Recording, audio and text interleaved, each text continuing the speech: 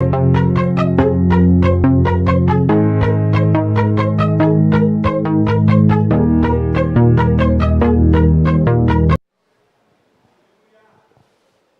noite.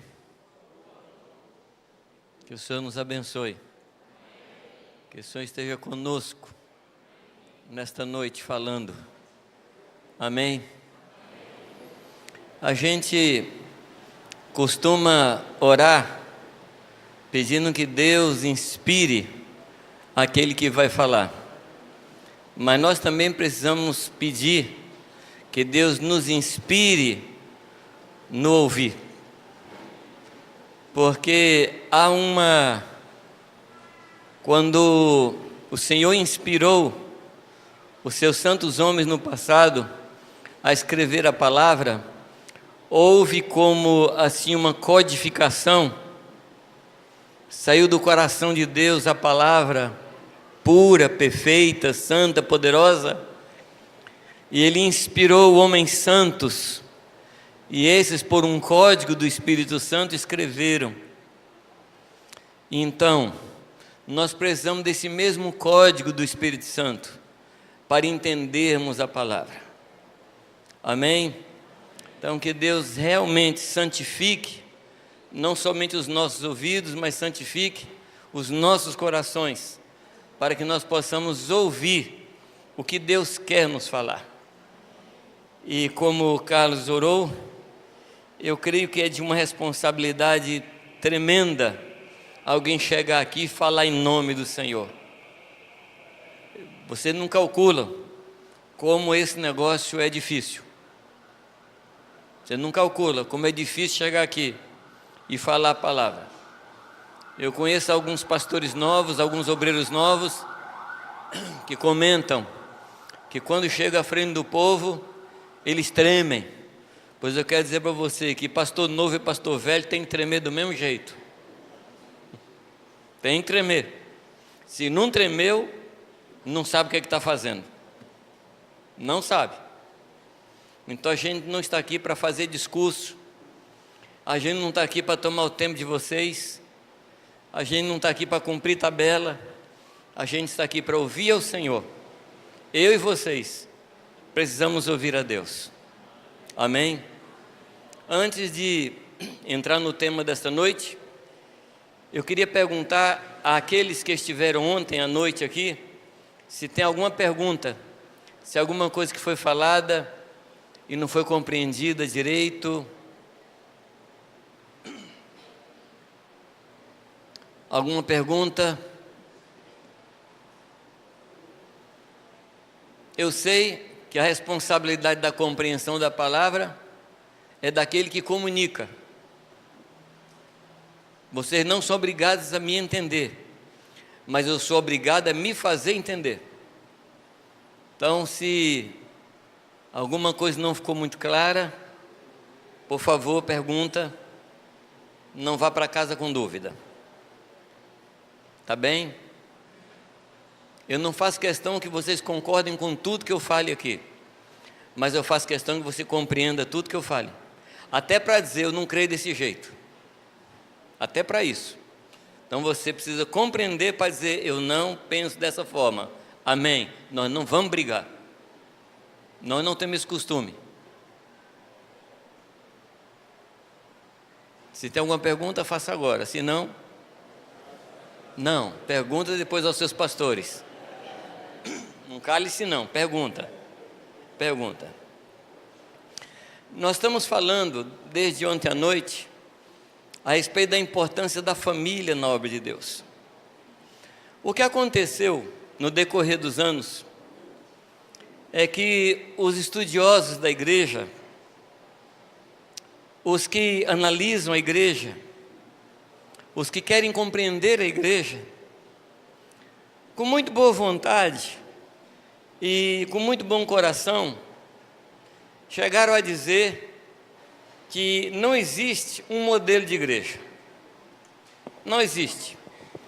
Que a Bíblia não propõe um modelo de igreja. E por causa dessa compreensão, eu quero dizer que a compreensão produto de boa vontade, não de má vontade. Compreensão de corações sinceros. Essas pessoas disseram que não há um modelo. Então, por causa disso, nós encontramos hoje tantos modelos de igrejas, de congregações por aí. Igreja de tudo quanto é jeito. Assim, sem nenhuma crítica. Igreja que tem um pastor só, igreja que tem muitos pastores, igrejas que têm um sentido de carreira, de carreirismo, onde a pessoa chega como um obreiro, depois passa a evangelista, depois passa a presbítero, depois passa a pastor, depois passa a bispo. O que mais? Apóstolo, patriarca, arcanjo, vice-deus.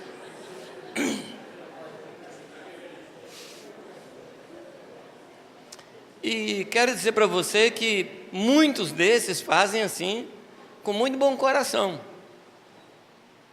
Um conhecido nosso, também com muito bom coração, propôs para os seus obreiros que ele fosse ordenado arcanjo. Não precisa rir. Gente, eu vou instituir esse negócio lá em Jundiaí. Eu acho que eu vou me mandar embora. Mas ele, assim, com muito boa intenção, porque a compreensão é a seguinte: os pastores da igreja são os mensageiros. E mensageiro, num contexto da igreja, é um anjo é um mensageiro. Então, se ele era pastor de pastores, nada mais natural que ele fosse um arcanjo. Só que o povo não compreendeu, dividiu a igreja. Eu estou só falando aqui das muitas compreensões, ou das muitas incompreensões do que é a igreja. E isso em cima do fato de se entender que não existe um modelo na Bíblia para a igreja. Mas, você como mãe, quantas vezes você mandou seu filho, sua filha buscar alguma coisa lá no quarto e ele não achou? Quantas? Eu não vou falar nem o marido. Querido, onde é que está aquela camisa? Você fala, está aí em tal lugar. Não está. Eu sei que aqui não é assim. Aí ela vai lá e fala, está vendo aqui? Eles falam, mas não estava aí.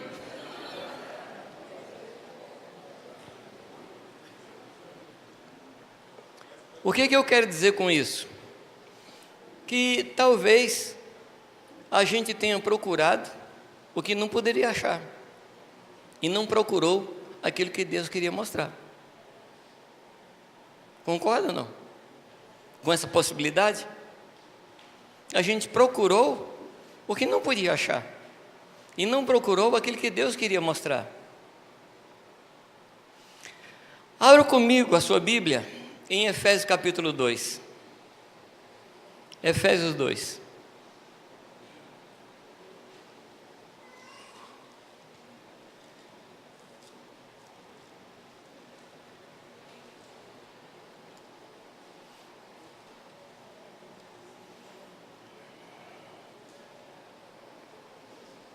Acharam? Efésios 2.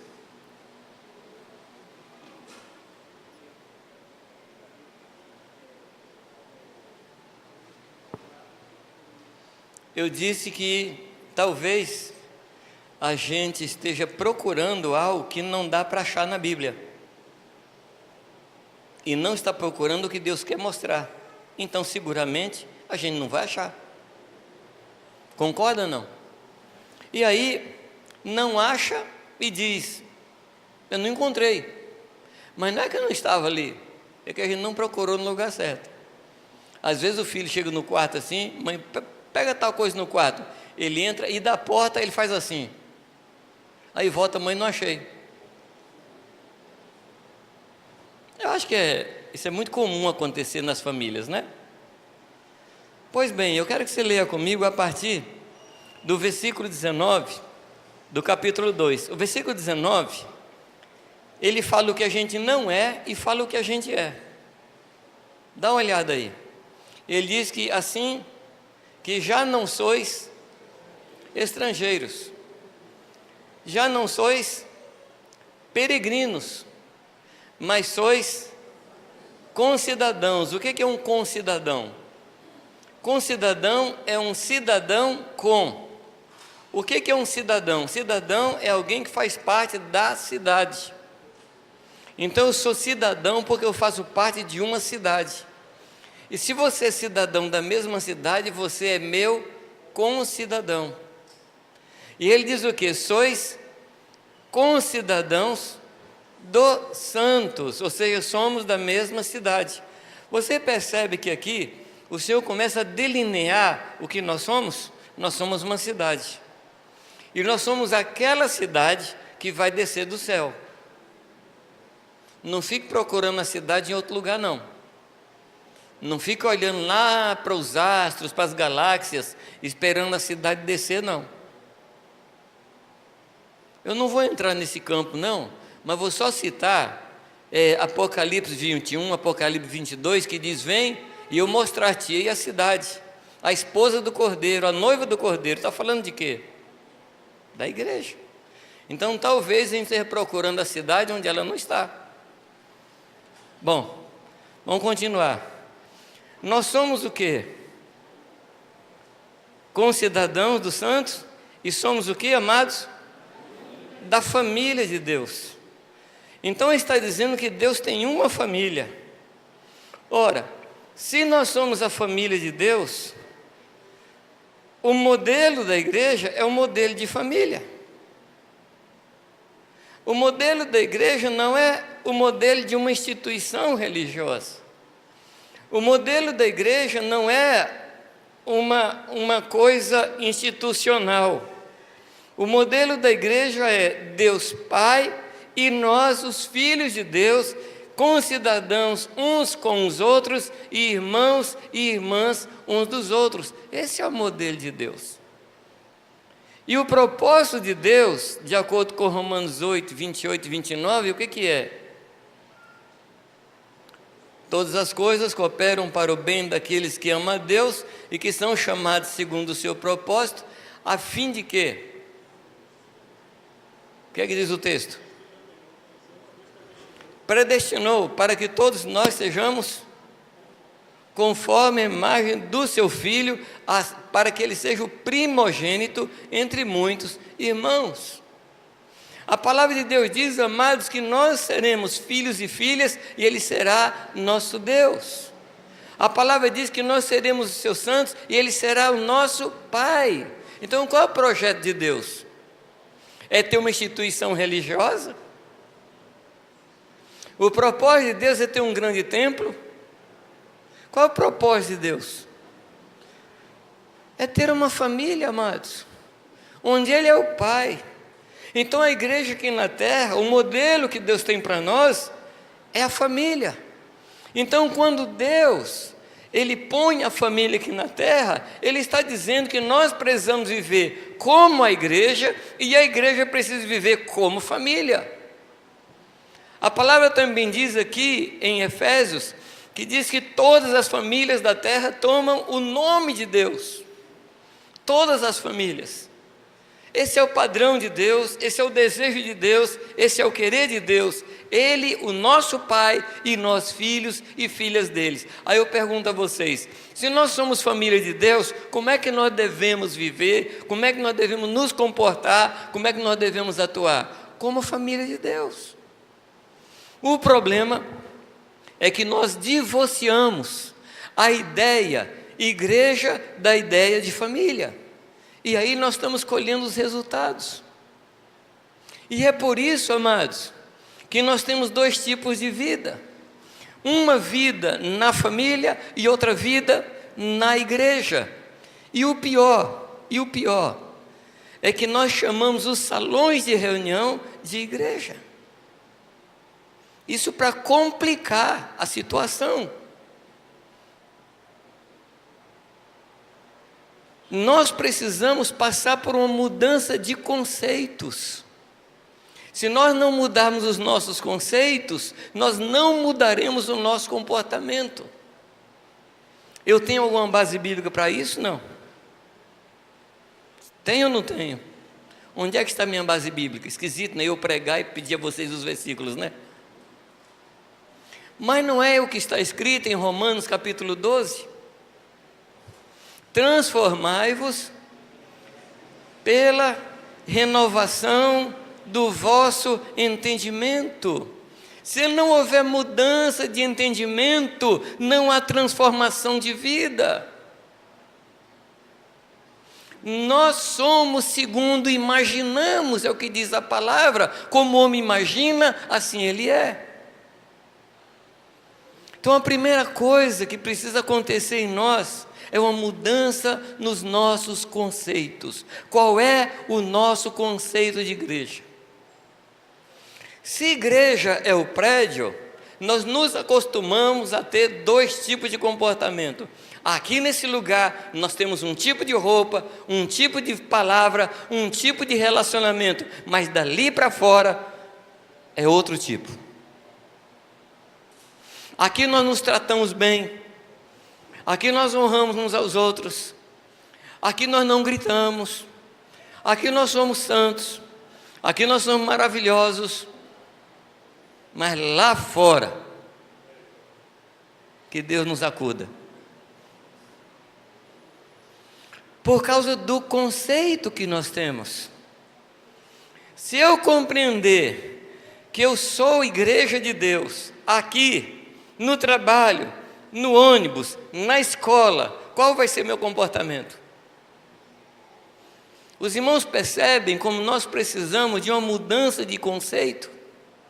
Se não houver mudança de conceito, não haverá mudança de comportamento. Transformai-vos pela renovação dos vossos conceitos. Deixa eu parafrasear o que Paulo fala em Romanos. Transformar pela mudança de entendimento. Agora, tem outros que pensam em igreja como uma reunião. Por exemplo, hoje nós vamos ter igreja? Não, hoje não tem igreja, temos igrejas domingo, quarta, sábado. O que nós estamos dizendo que a igreja é? É reunião. Ora, se a igreja é reunião, tem dia que ela existe, tem dia que não existe. E ela começa e acaba. E tem outros, mais aprofundados, que diz assim, eu vou fundar uma igreja. Aí a coisa ficou pior. Se você me falar assim, hoje eu vou afundar uma igreja, aí eu creio. Mas fundar não. Porque quem fundou a igreja foi quem morreu por ela. Ele fundou a sua igreja. E ele está edificando a sua igreja. E ele vai terminar o que ele começou na igreja. O que é a igreja? Mas a igreja é o corpo vivo de Cristo, composto por aqueles que estamos vivos, batizados, mergulhados no sangue de Cristo e todos aqueles que já morreram no Senhor Jesus. Essa é a igreja de Deus. Amém, amados? Na igreja de Deus está Abraão, Noé e você. Davi, não pode deixar escapar Davi. Então, já que nós estamos falando dos padroeiros, Caleb.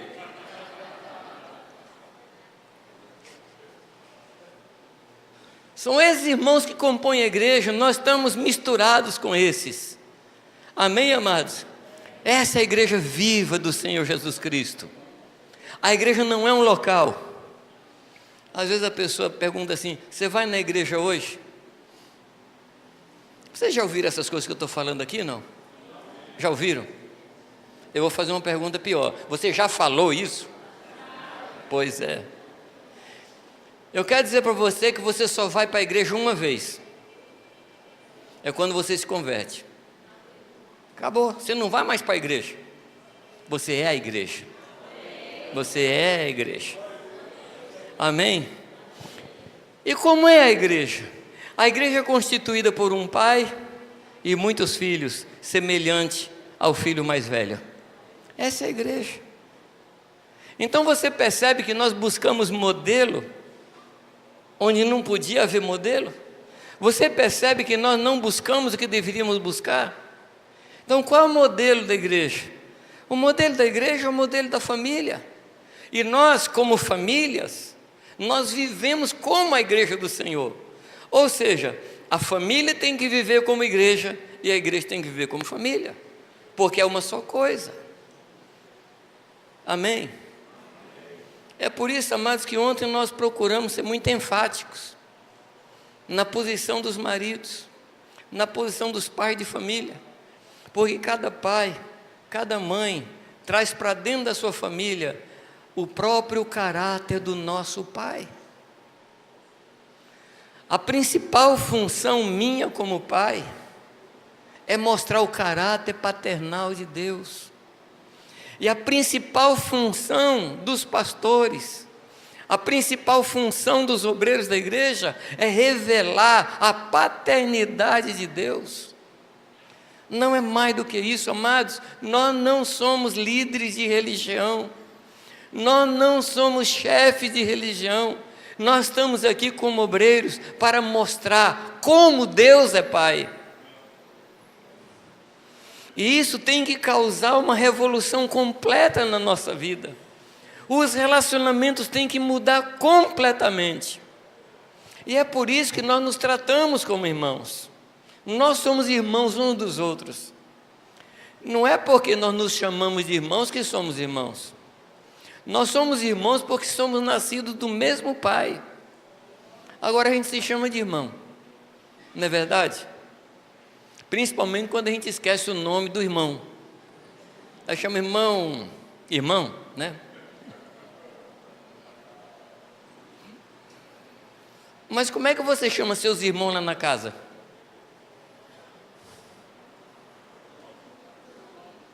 Hã? Como é que você chama os seus irmãos lá na sua casa? Como é que chama Marta? Irmã Marta, é assim, João? Não, é ridículo. Você chama pelo nome. Eu vou piorar um pouco a coisa. Você chama os seus irmãos de pastor fulano? Não.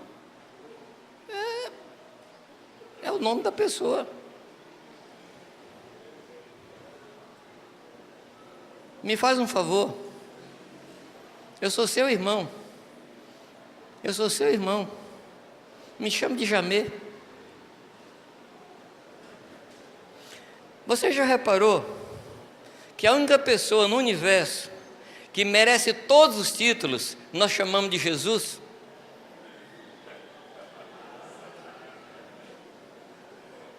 Como é que nós deveríamos chamar Jesus se nós tratássemos Jesus como nós tratamos os líderes da religião? Senhor, doutor, reverendo, maravilhoso. Não. Você ajoelha diante dele e fala assim, Jesus. Eu já ouvi irmão falar assim, Jesusinho. Eu já ouvi. É carinhoso. É aba. É paizinho. E Deus quer se revelar a nós como Pai. Eu me lembro logo que eu me converti. Eu estava orando assim num púlpito, cara no chão, e escutei o Espírito Santo me falar, Deus me falar. Ele falou assim, você nunca falou comigo. Falei, como assim, Senhor? Ele falou, eu quero que você me chame de Pai. Porque eu tratava Deus como chefe de religião. Deus não é chefe de religião. Deus é meu Pai. Ele é meu Pai. Como é que você chama Deus?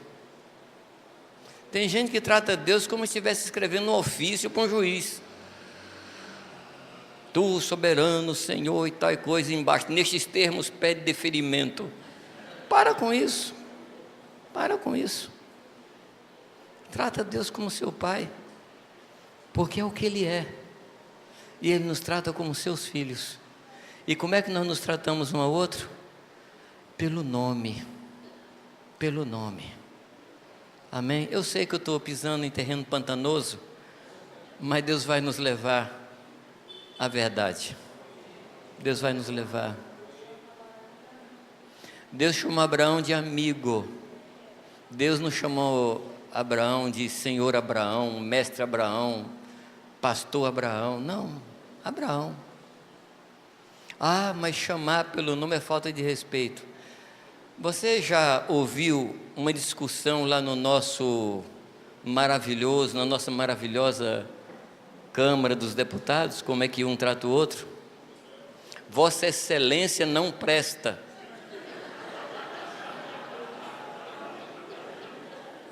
Vossa Excelência é um energúmeno.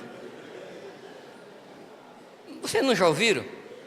Porque lá, regimentalmente, tem que ter o Vossa Excelência na frente. O que vem depois, tanto faz. O respeito é só a primeira frase. O resto. O respeito não está no título. O respeito está na honra com que eu trato a pessoa. E nós precisamos nos honrar uns aos outros, é o que a palavra ensina. Mas não com títulos. Mas não com títulos. É considerando o outro superior a você. É servindo um ao outro. Como irmãos amados fazem. Amém, amados? Então, qual é o modelo da igreja? Qual é o modelo que Deus apresenta para nós na palavra? É família. É família. E nós precisamos reproduzir aqui na terra, na nossa casa, a família de Deus. Nós precisamos reproduzir aqui a paternidade de Deus. Nós precisamos trazer aqui para o dia a dia a vida do Pai nosso que está no céu, mas trabalhando aqui na terra e se manifestando como um Pai presente em nossas vidas. Amém, amados? Então, nunca será demais enfatizar a questão da vida de família na igreja. Nunca é demais enfatizar. Nós precisamos crer nisso de todo o nosso coração. Na minha casa, eu preciso olhar para minha esposa e vê-la, antes de tudo, como minha irmã no Senhor. Amém? Eu quero lembrar vocês um texto da palavra, que está em 1 Pedro capítulo 2. Eu não vou ler todo o texto, porque eu estou falando a pessoas que conhecem a Escritura. Sim ou não? Eu cito aqui, já na sua memória vem um versículo aí, né?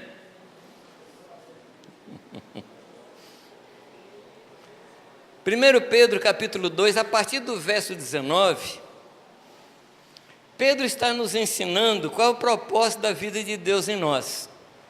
E ele toma como exemplo a pessoa de Jesus Cristo.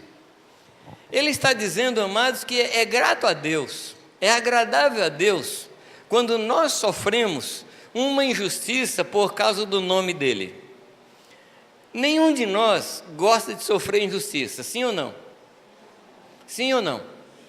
Mas diz a palavra que é agradável a Deus esse negócio. Está ali, ó. Você quer agradar a Deus? Então, quando você for tratado injustamente, alegre-se. Não se defenda, nem explique. Alegre-se. O que você não pode é sofrer como malfeitor, porque isso não traz nenhum proveito a você, nem a Deus. Por favor, vamos para o 20. Pois que glória há, se pecando e sendo esbofeteados, e por isso o suportais com paciência. Se, entretanto, quando praticais o bem, sois igualmente afligidos e suportais, isso é agradável a Deus. É que a gente trata a injustiça de um jeito e Deus trata de outro. Você sabia que Deus gosta quando você sofre injustamente? Ah, Deus não é justo. Então, para Deus é. Continua o 21. Porquanto para isto foste chamados. Para quê, amados? Você quer saber qual é o seu chamamento? Não. Para sofrer por causa de Jesus. Ah, eu achei que fosse chamado para ser missionário. Não, não. Você foi chamado para sofrer. como missionário, como apóstolo, como filho, como irmão, como pai, como mãe. Esse é o primeiro chamado do cristão, chamado para sofrer. Você gostou dessa revelação, não? Espero que não. Mas não importa, esse é o seu chamado. Hoje você saiu daqui com uma revelação do seu chamamento. Fui chamado para sofrer. Sabe o que vai acontecer? Você vai parar de reclamar. Você vai dizer: Deus, eu estou cumprindo o teu chamado. Eu estou dentro do propósito de Deus, eu estou sofrendo. Não porque eu fiz alguma coisa errada, mas estou sofrendo injustamente. Deus, obrigado, porque estou no centro da tua vontade. A murmuração, a lamentação vai escapar da nossa vida. Amém? Fica no 21 ainda um pouco. Pois que também Cristo sofreu em vosso lugar, deixando-vos exemplo. Exemplo para quê?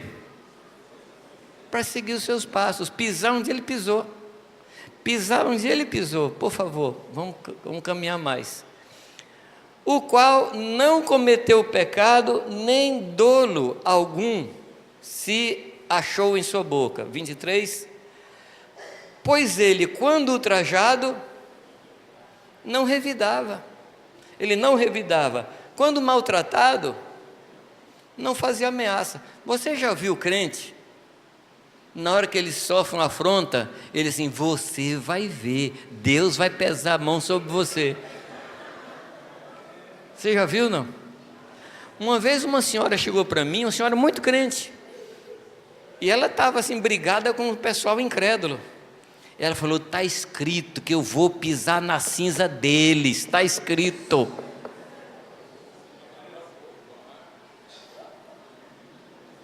Parece com isso aqui, não? Parece com isso? De forma alguma. Quando maltratado, não fazia ameaças, mas entregava-se àquele que julga retamente. Presta atenção, não diz que Jesus se entregava ao advogado, ele se entregava ao juiz. Entregar-se ao advogado é buscar a chance de ser defendido. Ele não se entregava ao advogado, ele se entregava ao juiz. Por favor, carregando ele mesmo em seu corpo sobre o madeiro os nossos pecados. E aí explica qual foi o resultado daquele tipo de vida. Mas eu queria voltar para o 22 para a gente dar um salto. 22, 21. Eu acho que é o 23, né? Quando ameaçado não ameaçava. Isso. Esse é o padrão. Amém? Esse é o padrão. Agora, eu creio que você sabe que a Bíblia não foi escrita por capítulos. Você sabia, não? Você sabia que capítulos e versículos, eles apareceram na Bíblia entre o ano 1500 e 1514. Então a Bíblia era uma carta direta, sem interrupções. Quando a Bíblia foi escrita por capítulos, aconteceram duas coisas. Uma facilitou o estudo, outra dificultou a compreensão. Você estuda melhor porque você divide por porção, mas infelizmente a gente divide os assuntos. Ele está falando aqui da forma como Jesus reagia diante das provocações. Agora, por favor, vamos para o capítulo 3, versículo 1. 3, 1.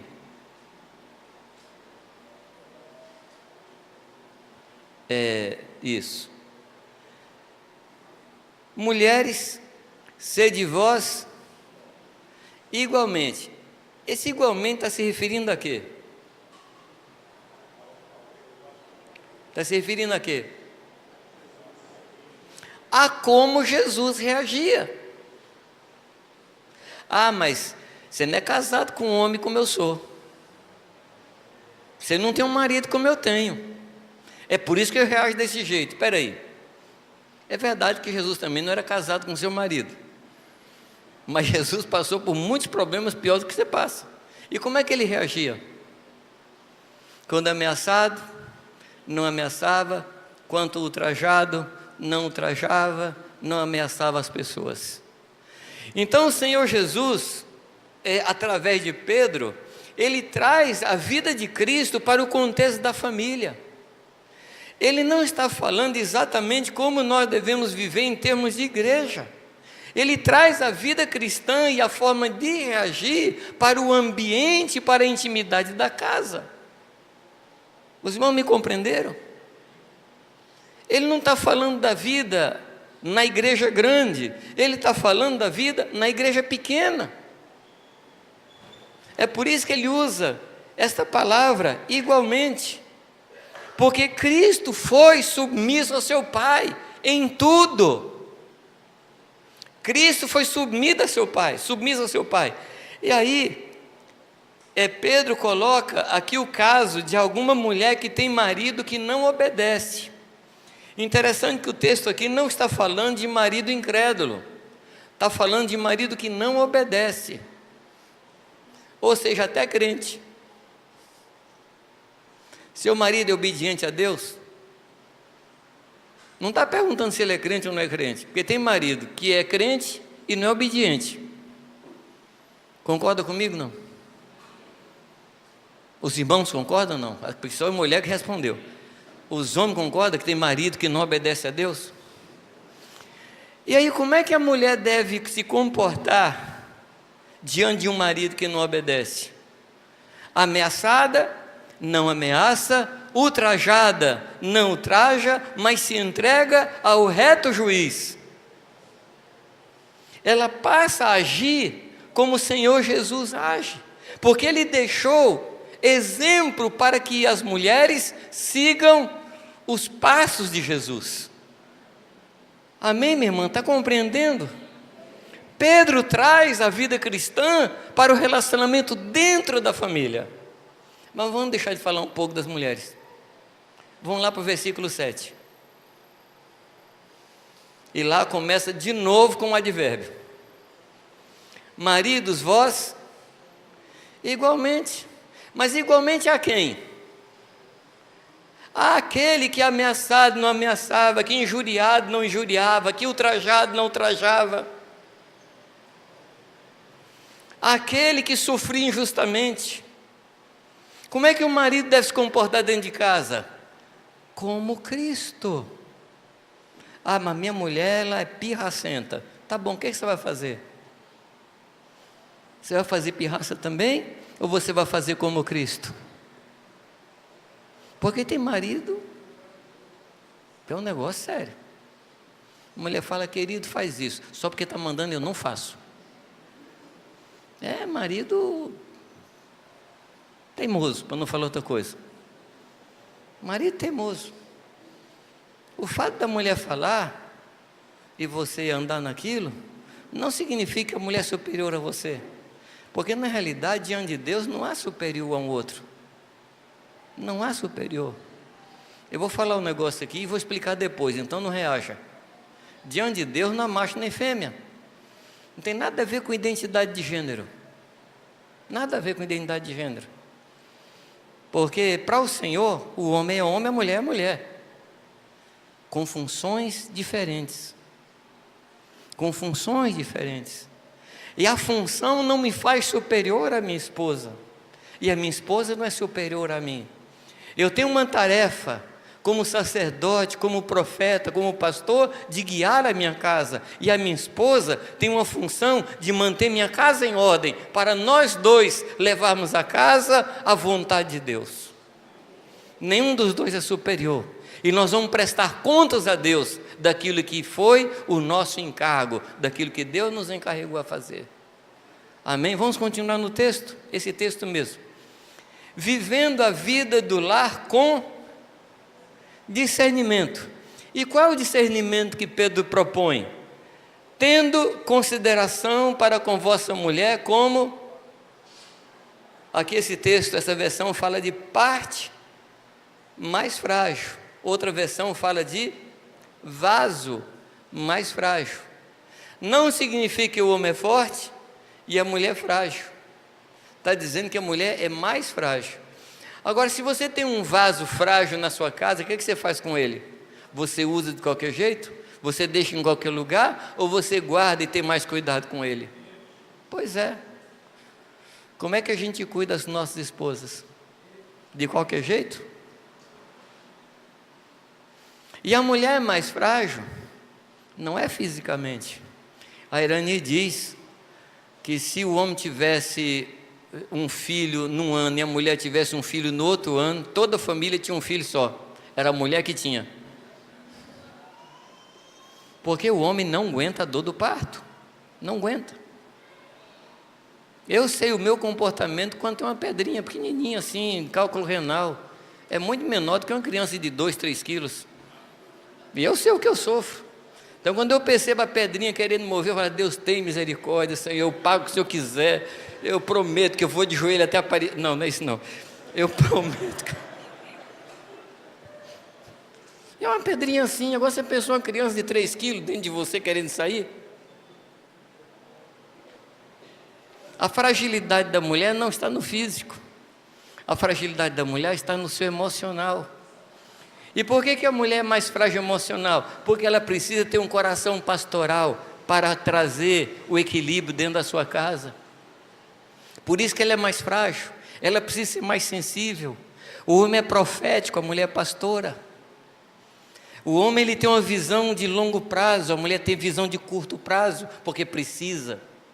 Como é que funciona isso? O homem fala assim, nós precisamos comprar um terreno e construir uma casa. A mulher fala, tudo bem, mas as crianças estão sem sapato, como é que a gente faz?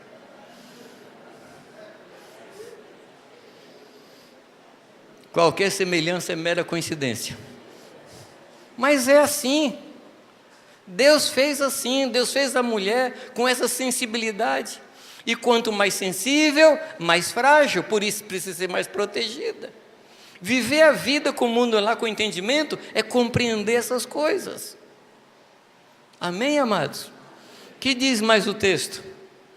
Tratando com dignidade, porque sois juntamente herdeiros da mesma graça de vida.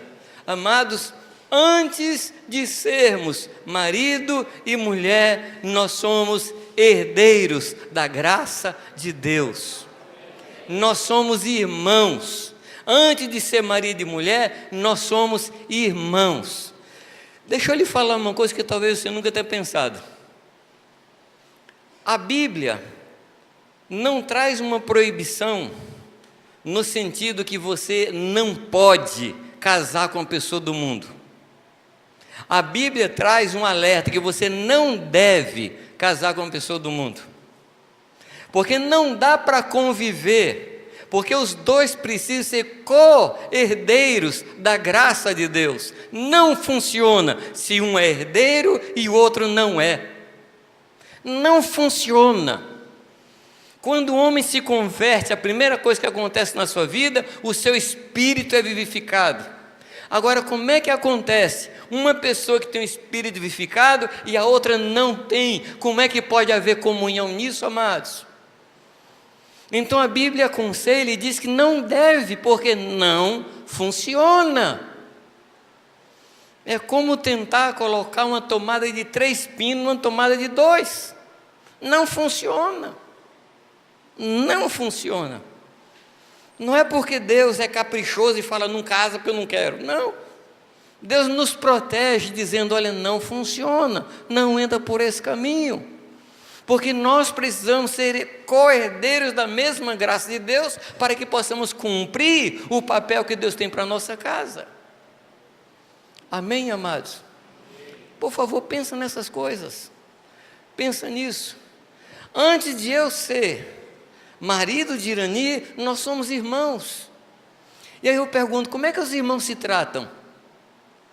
Ele fala que eu preciso olhar para minha esposa e vê-la como minha irmã. Parece uma coisa assim, muito profunda, mas como é que você trata as irmãs da congregação e você trata a sua esposa?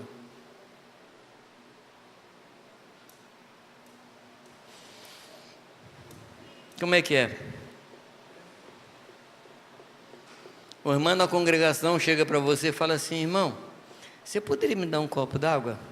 Você fala assim, com gelo ou sem gelo? Em casa, querido, pega um copo d'água para mim. Você não tem mão, não? Você não sabe onde é que tem copo? Você não vê que eu estou cansado? Você não vê que eu cheguei do trabalho agora? Você sentou no meu lugar. Chega para lá. Vocês percebem como uma coisa muda quando a gente começa a olhar para a pessoa como nossa irmã em Cristo? Você percebe como uma coisa muda quando as mulheres começaram a olhar para os seus maridos como irmãos em Cristo?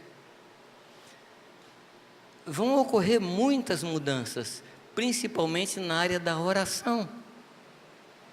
Tem marido que não ora com a mulher porque não considera o relacionamento de irmãos e não ora. Mas se nós somos irmãos, nós buscamos a Deus juntos. Nós buscamos ao Senhor juntos. Eu não vou perguntar se você ora com sua esposa não, tá? Devo perguntar não? Melhor não, né? Amanhã eu pergunto. Mas você ora hoje, amanhã você responde.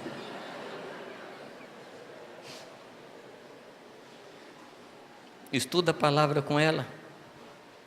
Compartilha a palavra com ela.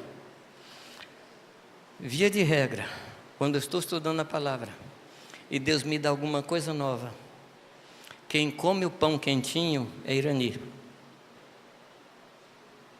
Primeira pessoa que me ouve falar de alguma revelação que Deus me deu é minha irmã, que vive comigo na minha casa. Também, quando Irani, Deus lhe dá alguma palavra, ela passa para mim e nós dois compartilhamos, porque nós procuramos viver uma vida de irmãos. Estamos longe da perfeição, mas uma coisa faço, é que esquecendo das coisas que para trás ficam, eu prossigo para o alvo da soberana vocação em Cristo Jesus. Não que eu tenha alcançado, mas eu prossigo para conquistar aquilo para o que eu fui conquistado. E nós que já somos perfeitos, tenhamos esse sentimento. Amém, amados? Começar a praticar vida de igreja dentro de casa. E deixa eu falar uma dificuldade que alguns maridos têm. Você vai dizer, mas Jamê, você está batendo muito nos maridos. Eu estou mesmo, e eu estou bonzinho hoje. É porque, amados, se o marido não mudar, a igreja não vai mudar. Eu estou falando como homem, eu sou marido também. Eu creio que está na nossa mão a transformação da vida da igreja. Se nós formos transformados, Deus vai mudar a igreja. Os irmãos creem nisso, não? Amém. Os varões creem nisso? Amém. Então nós vamos. Muitos maridos não oram com a esposa, têm vergonha de orar, porque tem vergonha de abrir o coração perto da esposa. Nós precisamos aprender a abrir o coração. Eu contei para vocês uma experiência que eu tive, não sei quantos me ouviram contar isso, mas eu estava passando uma situação muito difícil na minha vida, tentação muito forte, e chegou um momento que eu precisava abrir o meu coração com alguém. Quando você perceber que uma tentação é recorrente e você não consegue vencer, procura alguém. Amém? Tem tentação que você passa, que você diz assim, em nome de Jesus Cristo, afasta de mim e pronto. Mas tentação que é recorrente, e aí você precisa buscar ajuda. E uma madrugada eu estava orando a Deus, falei, Senhor, eu preciso conversar com alguém. Eu estava na sala da minha casa, olhando para fora pela janela, chorando. Eu estava convencido que eu precisava abrir o meu coração com alguém. Eu comecei a passar uma lista de nomes. Senhor, é fulano. E sentia assim um silêncio de Deus. Ou seja, não. Deus, é fulano? Silêncio. Deus, é fulano? E fui colocando nomes diante do Senhor. E para todos eles Deus dizia não. Eu falei, Deus, com quem eu devo abrir o meu coração? Deus falou, a pessoa com quem você deve abrir o coração está lá no seu quarto. Eu falei, Deus, ela não, Pai, ela não. Porque a minha esposa eu sou o primeiro namorado dela, e continuo, né? Sou o primeiro namorado dela. Então ela tinha uma imagem de mim assim muito alta, e eu não queria estragar a minha imagem. Depois eu descobri que quem preocupa com imagem é quem trabalha com televisor, né? Esse que deve preocupar com imagem. Então, mas que foi uma luta para mim. Falei, tá bom, Deus, eu vou conversar com minha esposa. Mas como eu tenho um coração muito ruim, eu comecei a bolar como é que eu ia contar. Eu estava contando com o fato de que minha esposa tem um sono muito profundo. E muitas vezes eu chego em casa de alguma reunião, ela me pergunta como foi a reunião, eu conto e ela não escuta nada. Aí no dia seguinte, como é que foi a reunião? Eu falei, eu contei ontem. Ela falou, não contou. Eu falei, tá bom. Então eu estava contando que eu ia me confessar com ela, ela não ia escutar nada e pronto. E assim, confessando a maldade do meu coração, eu nem acendi a luz do quarto. Porque na realidade eu não queria que ela acordasse. Sou ruim, não. É que você nem sabe como eu sou ruim. Aí cheguei para ela e falei, Irani, preciso conversar com você. Ela levantou completamente desperta. Falei, Deus do céu.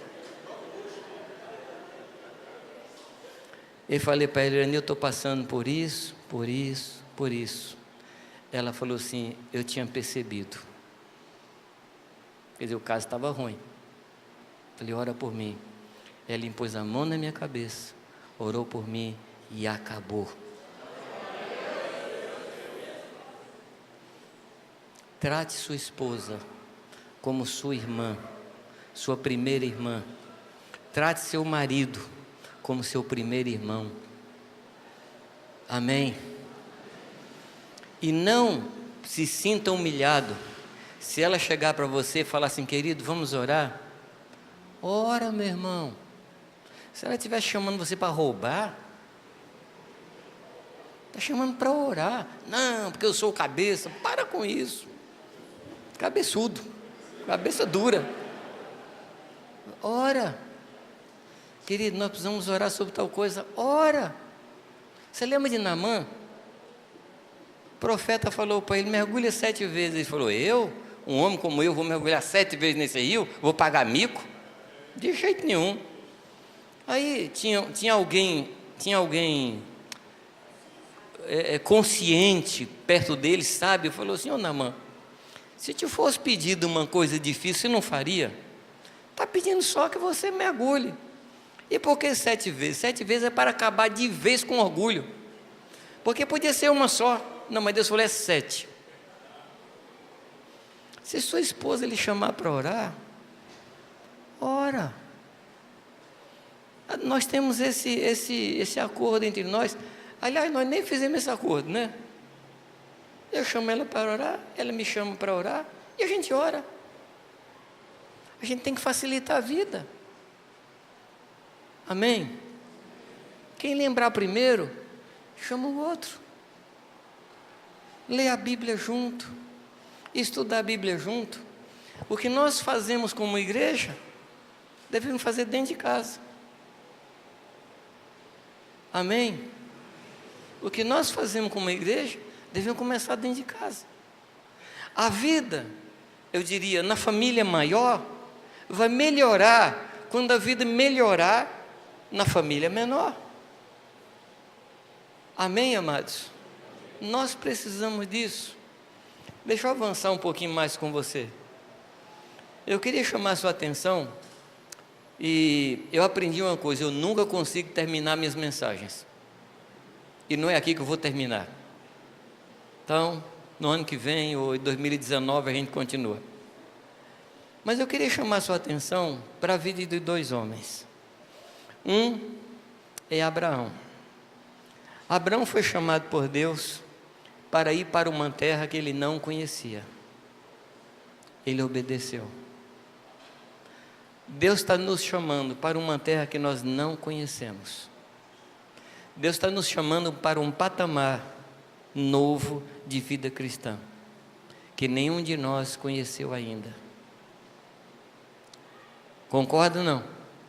Deus está nos arrastando, Deus está nos puxando para uma nova unção que nós nunca experimentamos. Não tenhamos medo disso. Entremos naquilo que Deus está nos chamando. Ele sai de Ur, ele vai para Padã Arã. Sai de Padã Arã, ele chega em Betel.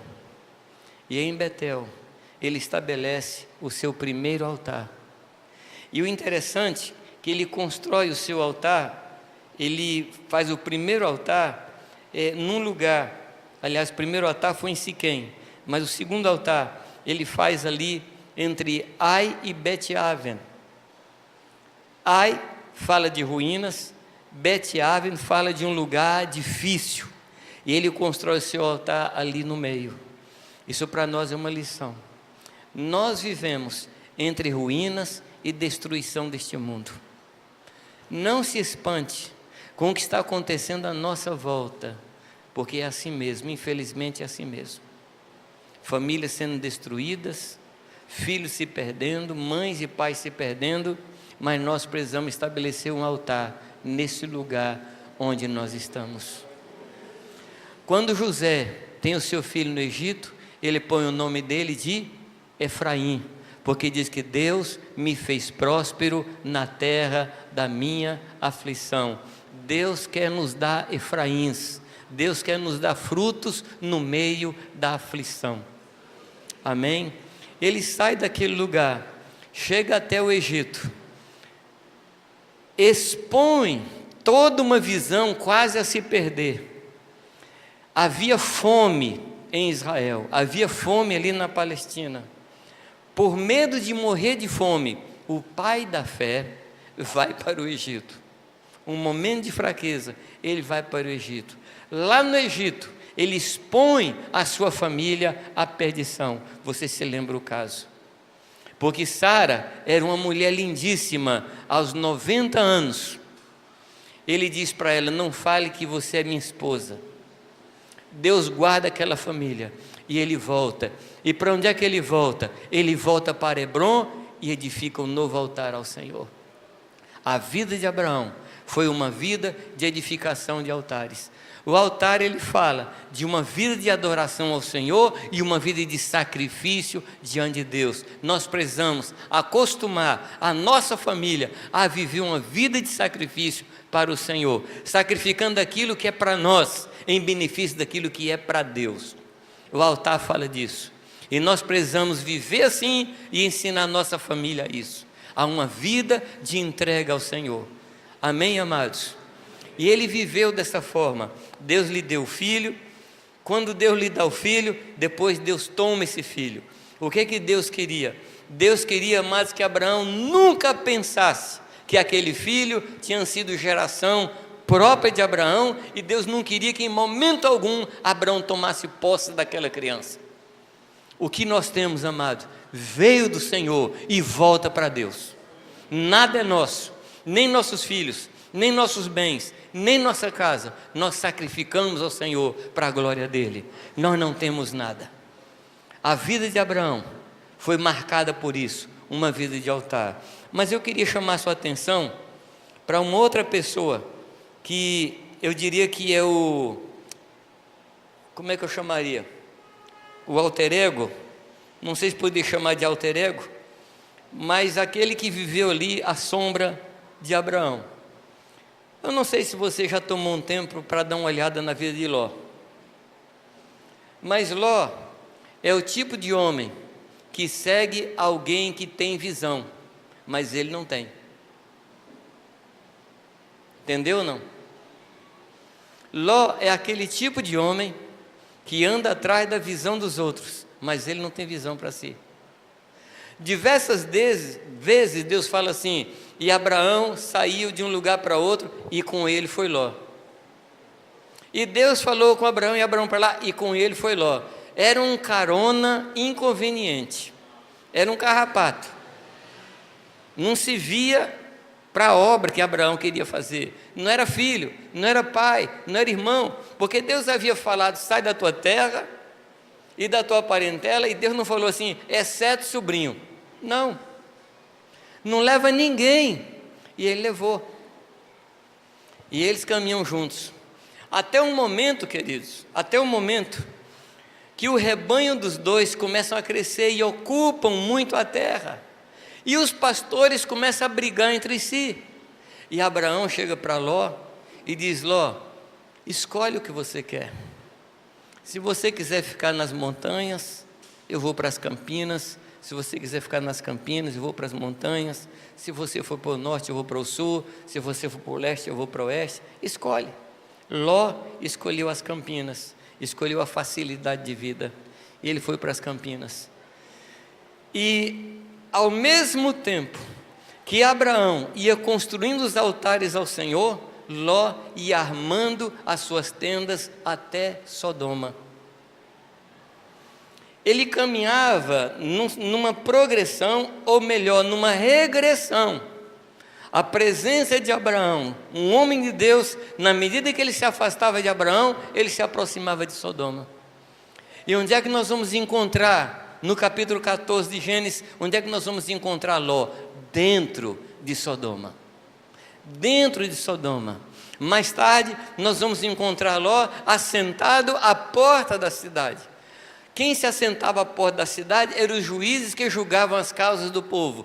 Ou seja, Ló chegou a um tempo de se misturar na estrutura daquela cidade, no governo daquela cidade.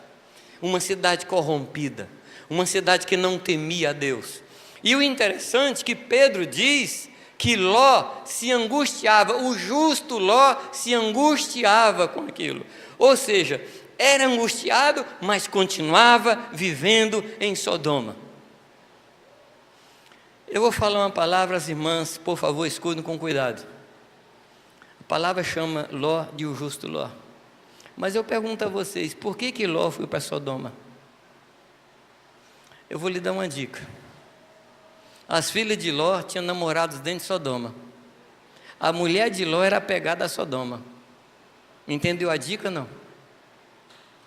A mulher sábia edifica a sua casa, mas a tola leva a sua casa para Sodoma. Irmãs, vocês têm um potencial que vocês não conhecem. Vocês têm um potencial que vocês desconhecem. Capacidade de elevar a sua casa diante do Senhor, ou destruir completamente a sua casa. Quem fala isso não sou eu, é a Escritura que diz isso. Irmãs, por favor, sejam como Sara, sejam como Maria, sejam como as mulheres santas que marcaram as suas casas e transformaram as suas casas para a glória do Senhor. Mulheres que marcaram a nossa história. Não seja como a mulher de Ló e as filhas de Ló.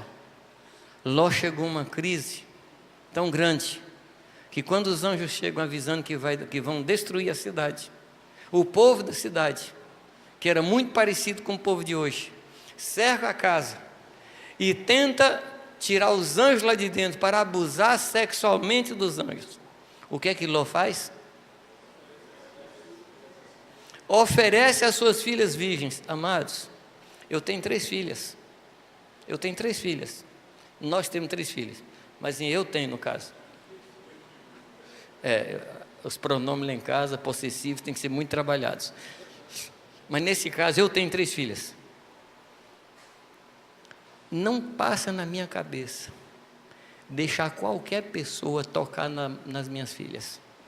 Não passa na minha cabeça. Um dia chegou um cara de uma floricultura lá em casa, com um buquê de flores.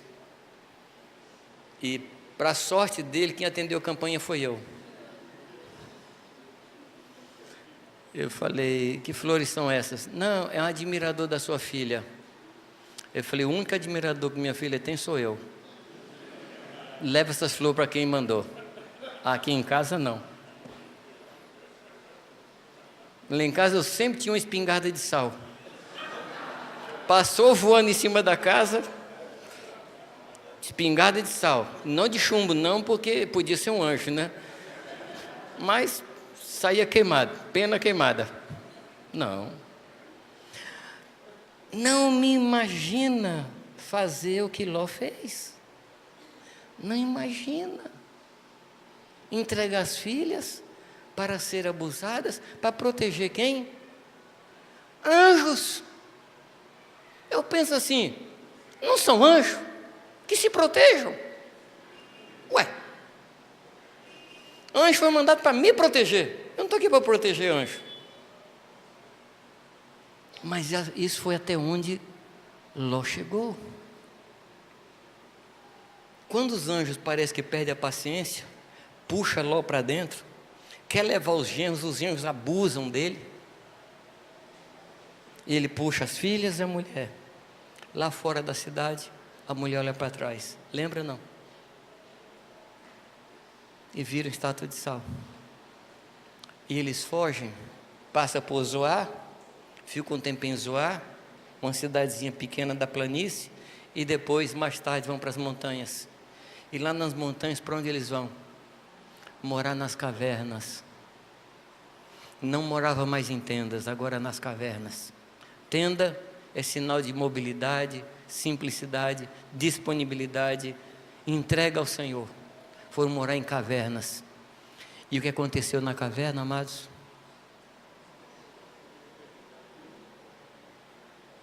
As filhas embebedam o pai e produzem 2 inimigos de Israel. Tudo começou com um homem que não tinha visão para sua casa. Qual lição nós vamos aprender? Ló ou Abraão? Está diante de nós, amados. Está diante de nós. Se Abraão dissesse assim, eu não vou, ele não iria. Mas Abraão quis ir para onde Deus queria. Ló podia dizer assim, Deus não me chamou, chamou você, eu não vou. Se ele continuasse em Ur, ele estaria protegido pelo Senhor. Mas não tinha visão. Seguiu quem tinha visão. Ele não recebeu visão. Eu quero animar os homens que estão aqui hoje. Busque visão de Deus para a sua casa. Busque palavra de Deus para a sua casa. Busque entender para onde Deus quer levar você. E ande nisso. E na medida que você estiver andando nisso, Deus vai proteger você. Enquanto, como eu falei ontem, quando você constrói a arca, quando você trabalha para o Senhor, isso é proteção para a sua casa. Isso é proteção para a sua casa. Amém, amados? Eu quero terminar aqui. Desculpe se passei muito do tempo. Mas eu queria orar. Eu queria que a gente orasse. Podemos orar?